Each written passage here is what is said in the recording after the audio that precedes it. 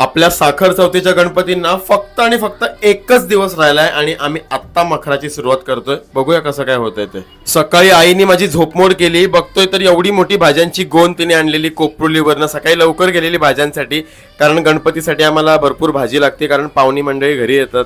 मेडिकलसाठी निघालो मी तयार होऊन आणि आज बसला जाणार होतो. बसची वाट बघता बघता भूक लागली म्हणून ब्रेड पकोडा खाऊन घेतला आणि मी पोहोचलो उलव्याला पोहोचलो. लगेचच नाश्ता केला. काल पाण्याचा बाटला सांडला होता, नुसती चिपचिप झालेली आणि काम पण एकदम मरणाचं होतं. साफसफाई वगैरे केली आणि सगळं काम केलं. आमच्याकडे जो लादी पुसणार आहे तो पण एवढा पाणी बघून कंटाळा आलेला त्याला.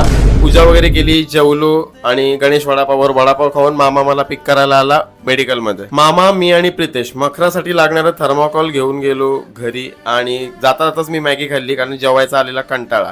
आता मखर आम्ही बनवायला घेतलंय. या मखराची सिरीज मी 3 पार्ट मध्ये करणार आहे. सो कसं काय होतोय मखर ऑलरेडी तुम्ही बघितलेलं आहे, तरी पण